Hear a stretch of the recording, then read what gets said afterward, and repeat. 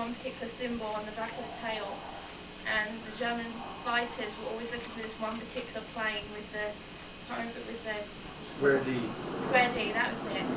So I remember that story you were telling me. I was like, that's unbelievable that they would actually just particularly, aim for that one particular plane. But so I kept in contact with Tom so I could learn more about the B-17 bombers. Cause I know the English had the Lancaster bombers, but I like the B-17s. They look nicer.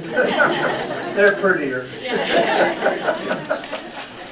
Clyde, you want to say anything about your experience? Well, okay. If I start talking for an hour. Yeah.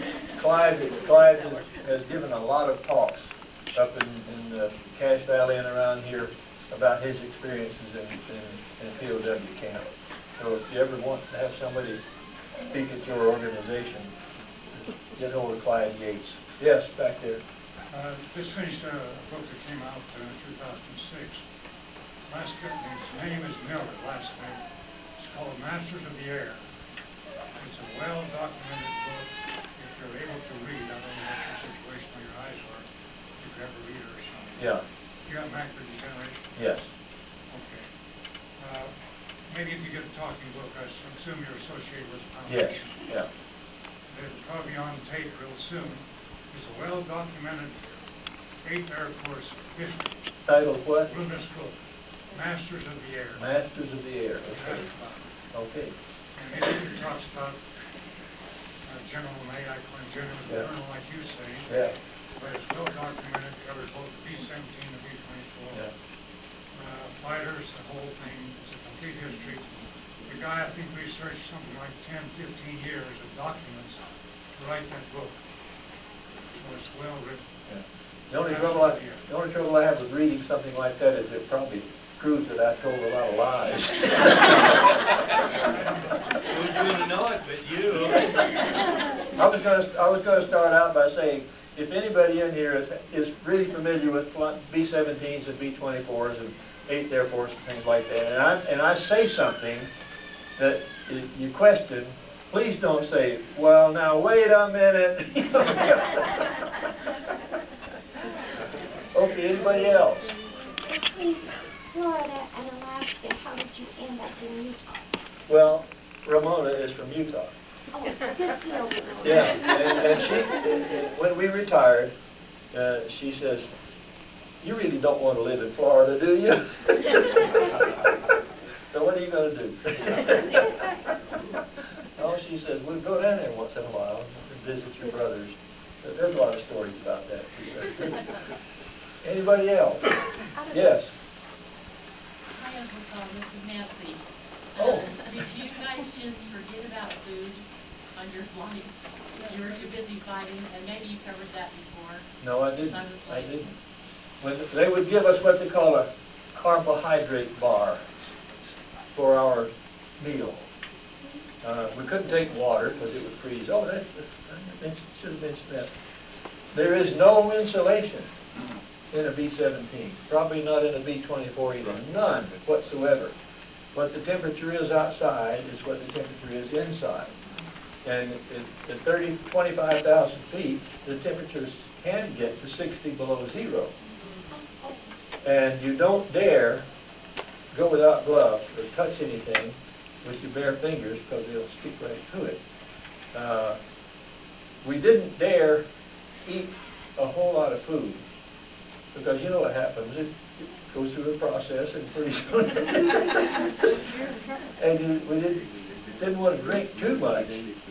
But I think I didn't drink much in the way of coffee or anything in those days, but a lot of guys would drink a lot of coffee just to get them alert, so that when they got up there, they could see the fighters coming and things like that. But and I mentioned we had just one way to get rid of our excess liquids. And when you get to that altitude and you use the relief tube, it's okay to, you can use it and liquid gets into the tube and starts flowing underneath the fuselage and it freezes.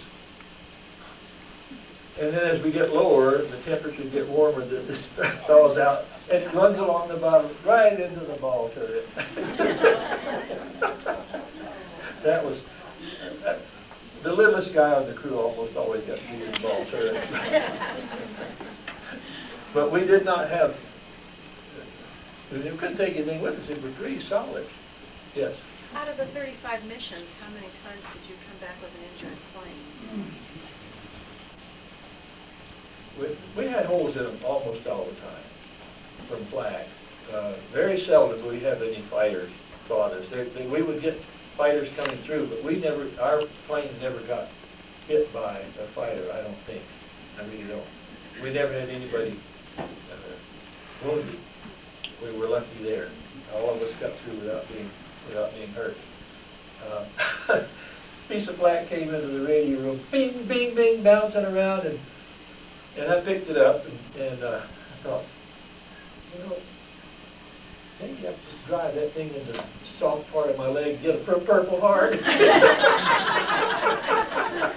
then I would have had to take off all my clothing. But then if I did that, they would see there wasn't any clothing on the piece of flak. So I just...